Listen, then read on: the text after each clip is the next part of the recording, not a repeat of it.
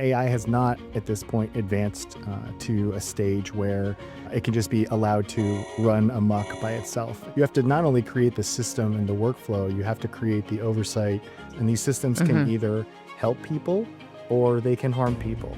So how do you make sense of it all and come up with a consistent product? One of the things that AI exposes is when an organization of any sort doesn't have good, consistent data, you can end up with just some extremely poor product. Protecting that data is extremely important. It's still, at this point, a little experimental. Michael Toguchi from Tectonic with me. And Michael, my opening question to you is, do we need to regulate the AI? Is that even a good thing? And if we regulate AI, who is responsible for doing so? Yeah, it's a great question. Very timely for right now. We've seen AI evolve at a breakneck pace this year. Things that didn't even seem remotely possible even a few weeks ago are now happening. And everyone is just scrambling to try and keep up. And that creates this severe tension with institutions, organizations that want to have thoughtful moral policies. They want to have governance that allows it to be implemented in a good way. But it's hard to do that when what you're utilizing and how it's being used is changing on a day-to-day basis so quickly. So, from my side, I think the answer is yes, it needs to be regulated. And who is responsible for that, or who should be responsible for it? Because right now, the Edelman Trust Barometer came out. And we now know that 70% of us don't trust anybody other than our close buddies and people that believe in what we believe in. So now, am I going to think that the government that I don't trust, or 70% of American people don't trust, now we want them to regulate the AI?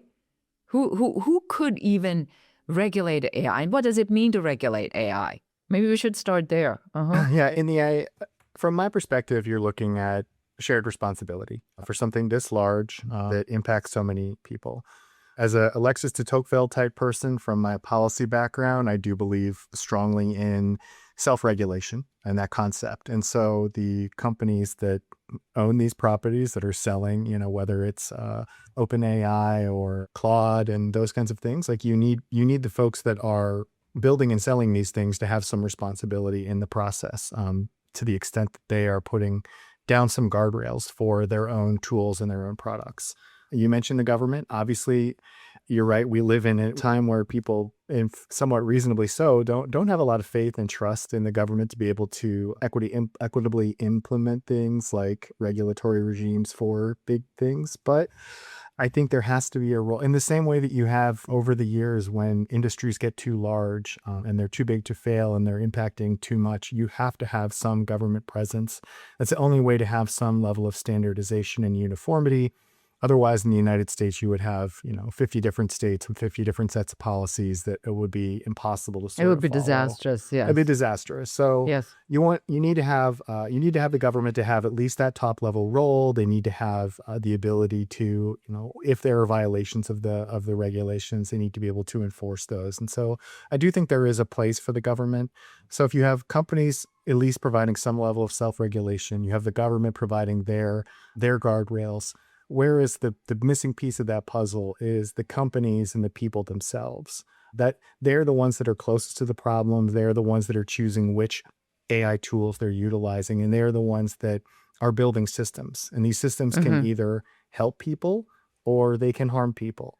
What role does AI play in your business? And let's talk a little bit about Tectonic and maybe tell us a little bit about what the business does and why AI is so critical to what you're doing right now.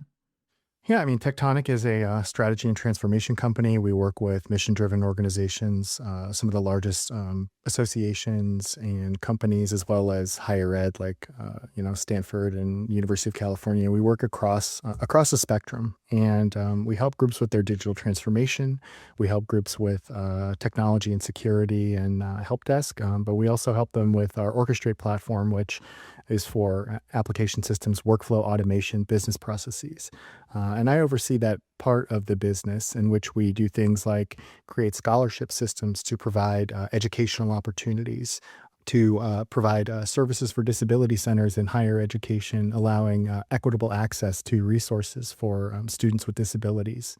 And solutions like that, where we're often trying to help any kind of team or multiple teams, whether it's in departments, find ways to optimize what they're doing, to streamline and to just sort of integrate, collaborate, work together. And that all sounds like a bunch of business talk there, but there is a meaningful and moral part of it. And it goes back to the idea of design a good system that's meant to help serve people, and in particular for the people that are using it, allow them to do impactful work, allow them to get time and meaning in their day as opposed to wasting their time sort of doing manual tasks. And that's where AI has come in and become an important part of ways that the best of AI is something that takes away manual tasks, that acts as a sort of force multiplier for everything that you're doing. So what it sounds like to me is that you've been really at the forefront of figuring out how to utilize AI for business automation and operational, excellence. I do a lot of operational stuff. That's my sweet spot. I love processes and systems. But I also know that, number one, it's very difficult to implement and design these systems. And then you using AI to do it. But then the AI goes rogue. The AI goes rogue a lot because it hallucinates based upon the unbelievable amount of mediocre inputs that goes into the AI. So you don't even have quality control. I started with ChatGPT. I thought ChatGPT was amazing. Now ChatGPT is so mediocre that I'm rolling my eyes every time I'm using it. Now I'm using Claude, and I was really excited with Claude at first, and now my love story with Claude is releasing a little bit because of what happened. Now they're taking their shitty, crappy inputs over to Claude. Now that's becoming mediocre. So how do you make sense of it all and come up with a consistent product? And then we haven't even talked about regulations and ethics. No, I mean, you've got it right. I mean, one of the things that AI exposes is when an organization of any sort doesn't have good, consistent data, it becomes a bad input. And so if you task an agent to scan through your database to create letters or anything like that, you can end up with just some extremely, extremely poor product. AI has not at this point advanced to a stage where it can just be allowed to run amok by itself. And, for the kinds of organizations that we work, higher ed institutions that have very sensitive student data, large membership organizations and their donor databases, same for nonprofits, protecting that data is extremely important. And so helping them craft a policy that ensures that an agent of any sort or any kind of built LLM isn't combing through that information, releasing it, hallucinating and creating, letters and outreach that they don't want. You have to not only create the system and the workflow, you have to create the oversight to ensure that it doesn't fail itself. So I think that the responsibility that you carry is really great because we are building new systems on somewhat top of other systems that need to bring in pieces that we never had to think about before. So that's already a really tall order. But what I want to ask next is I want to ask a question about you. Because we talk about this show about spirituality, really sort of being a driving force behind strategy. Some people say IA can be very spiritual. And given the parameters, I've had some very deep conversations with AI about, some of these things. Some of the programming is really good because it also has access to all that stuff. So how does your personal spiritual transformation interact with this very strategic and logical prompting? Yeah, that's a very interesting question. I mean, as Christian, I try and have a servant's heart and try and apply that through work where I want to help organizations create, whether, they do not have to be Christian themselves, but do they create a moral foundation that enables adoption, that creates trust with a team? And does it foster an environment of stewardship when they're using these kinds of tools to make sure that the systems are helpful and not harmful? And so that's something that I always try and apply on a daily basis, the idea of, again, that stewardship concept. through Christianity, that we want to help, that there's plenty of good working, hardworking, sharp people out there that are burned out and scared, or that they don't know what to do with, with AI potentially taking their job or making them learn and do things that they're not prepared for. How do we help those people? How do we design a system that helps them help other people and really feel like the work that we're doing is impactful, help them have meaningful careers and things like that. And so that's sort of the approach that we take or the approach that I take from how spirituality sort of reverberates through the idea of these projects and engagements that we have. No, not everybody on this show has had this rock bottom transformational moment, but I think it's important that we talk about that sometimes your own simple moral compass rules, if you so want, for the lack of a better word, can also be a pretty good foundation for the work that you do. You had said to me, Michael, that you believe in simplicity. Do you want to talk a little bit more about that, what that means? Yeah, the idea that what we do, and with the reason our team, which I think we have a great culture, and we've been around for much longer than many digital groups have been. We love problem solving and we love creativity, and so every challenge is different. Every organizations that are 2 or 3 people working out of their basement, guerrilla warfare style, as opposed to Fortune 50 companies. You're always finding a new way, a new set of people to connect with and help them. We like to take that complexity and find a way to simplify it, and then also help the leaders that are there communicate about it, be transparent, be accountable. So our concept of simplicity is thinking about automation that, especially in the framework of, or the framing of AI, that there's all these legacy processes that people have built up over years. So and so uses this tool and somebody keeps this in their email, and so on and so on and so forth. And, for all of the unhealthiness of AI, at the very least, we can say it's exposing some of those broken processes. And so we're able to, in our conversations and our engagements, sort of break those things down and say, well, hey, maybe this doesn't have to be as complex. We use simplifying as a way to sort of clear the noise for folks, and to sort of take away some of the manual labor that burdens them, and then create a good streamlined workflow that increases their collaborative environment. Can we talk about this maybe for a second? Because this is like something that I'm up against. So I like engineering processes and systems. I really do. And I find last week I've caught myself, and I shared this with you when we were in the green room, that somebody called me on it and said, why are you consistently improving processes and systems when you don't have validation that these processes and systems are producing the results? So can we talk about, for our audience, so somebody's heard this and said, fine, we're 15 minutes into this conversation, then, blah, blah, blah.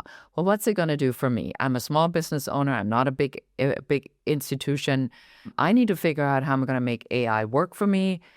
I want to make it simple, but I don't know what that means. How do I know that what I'm using makes any sense? Can you give them some pointers?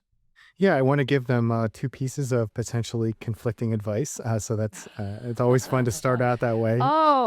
Then my favorite guess, conflicting. 2 things can exist at the same time, and then They can. So one of the things we would always tell people is you need to have clear goals. And part of having a clear goal is understanding your ROI. What's the return on this? If I spend 5 hours doing it, does it save me any time? If I do this, will it help me gain more customers? There has to be a metric to evaluate whether or not something is successful. And so in that way, you can look at, AI. There's AI, as we talked about at the beginning, like it's a million different things. It's generative. It's helping you write things. It's agentic. It's helping you scan through a list and then crawl through something and help you find a list of prospective customers. There's a million different ways you can utilize these tools.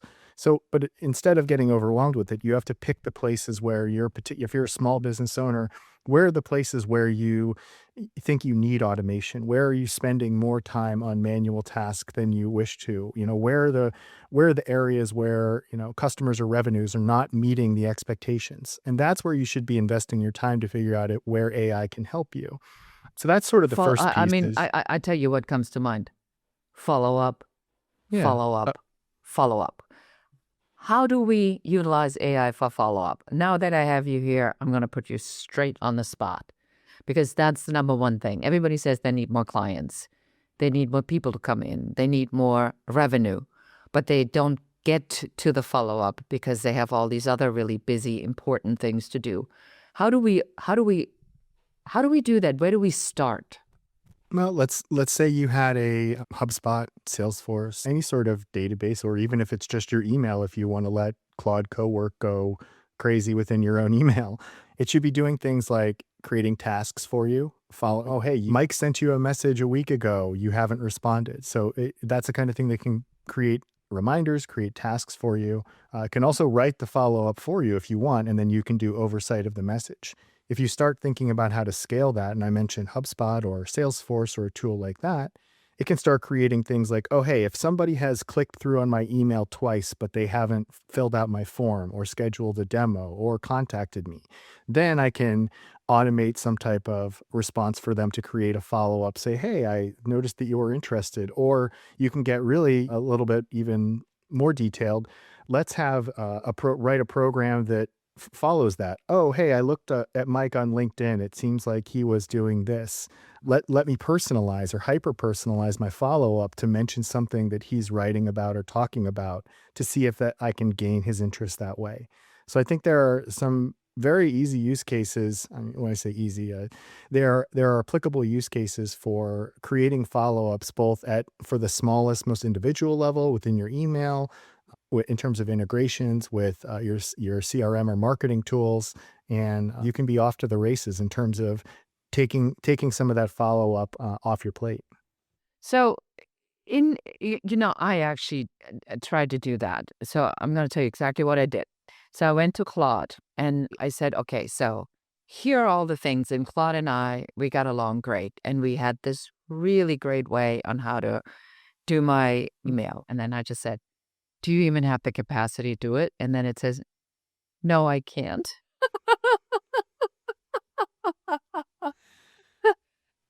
I love it. I mean, it's brutally honest, and just it's also feels like you might be going crazy kind of reading something like that.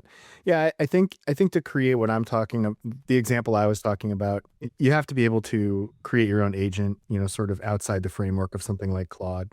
Mm-hmm. So that's what we would normally counsel or build. I think I sort of gather that. Can I create my own agent? Can I figure out how to do that? Do I need to hire somebody to do that? So how do I start doing something like this? Yeah, I mean, you can make one of two choices. Choice A is you decide to do it yourself, and I think there's some merit to that. Like it is overwhelming how much is out there, but there are straightforward training resources on, how to get started with agents and utilize free or inexpensive tools to build those kinds of things. If somebody doesn't have the time for that, one of the things that's nice about the environment we're in is everyone is scrambling. Like there are people out there who have figured this out, and technology groups generally are used to big retainers, time and materials, things like that. This is shortcutting the process. People with no coding experience can figure these things out. And even those engineers that have, you may be able to find a one-time resource that's like, yes, I could build something like that for you in a day. You end up paying for it, but you're not doing an enterprise level implementation that's 5-6 figures worth of investment. It's a one-time thing to get yourself started on. And so I think both of those routes have merit, just depending on, I don't even think it's a technical capacity issue, because I do think a person who is savvy and smart and kind of motivated with critical thinking skills can figure out building agents, but you're going to invest the same amount you might invest 10, 12, 20 hours trying to watch videos and experiment for yourself. Some people might enjoy that process and then they, can kind of own it. But others might say, no, that's not a good trade-off. That's not good ROI for me. I would rather find somebody that can help me with this. Yeah, I think you're absolutely correct, is that we have to, make the evaluation of the calculation. What do you value more, time or money? And then if your time is worth whatever, $250, $500 an hour, and you're spending 10, 20 hours on something like that, it is the equivalent of you spending $10,000 on having somebody really develop this for you. So as we're coming to wrap this up, is there anything you want to tell our audience that they should not be doing when it comes to AI implementation, integration, safekeeping, or ethical violations with the AI that if you were to tell them, what would you tell them? That's a good one. That I would think that we lead with the idea that a good transformation is something that creates time, the most precious resource, and creates meaning and stewardship, and some of these concepts that I've mentioned that provide that moral compass or philosophical foundation. I don't really think in terms of ethical AI. I think in terms of like the human connection. And if you again, when you're designing a system, like, are you designing it to help your staff? Are you designing it to help the people that are going to interact with it? Or are you building something that ultimately is going to be, harmful for those that come in contact with it? So I do think that every time I talk about AI at this point, I always end up in data security, policy, and governance. That everybody wants to be innovative. Everybody wants to try the latest and greatest thing. But you have to be careful. Like we were talking about, should I let Claude comb through, my entire email inbox? Should I let people have access to all of my finance and contact records that allow, it's powerful. It may allow them to do some things that you didn't think were possible and help you, but it's still at this point a little experimental, and you have to make sure you know what you're getting into to safeguard your data, your contacts data and things like that. So, I mean, those are two of the things I'd say. Yeah, I like that a lot. I think that one of the ways I'm thinking about this is that it would be really advisable for people to have a personal email and a business email as an entrepreneur, because then you have different prompts for the different types of messages that are coming into your inboxes that require different type of safeguarding. Because if you send estimates and things via the business email, now you have a much higher exposure than you do when you forward your Southwest travel itinerary to your mother that you're coming home, right? That is a different type of a risk. So where can people find you, and what type of clients do you serve? Oh, we like to serve mission-driven groups, and however that's once someone wants to define it, it could be a nonprofit, it could be a member association, it could be a school or educational group or foundation. So that we tend to work with groups that are, mid-sized to small, but some of the largest organizations in those categories, we work with them as well. Yeah, it could be it could be a 2 week, $10,000-$20,000 project, or it could be a 2 year, 6-7 figure. That's what I said. Like we really enjoy our culture of problem solving and find real meaning in helping people serve, and that can be at a lot of scales. So, I mean, there's something really fun about getting a group off the ground, and there's something really fun about helping someone that's already been there and done that. You can find me on LinkedIn. There's not a lot of Mike Toguchis that float around the that space.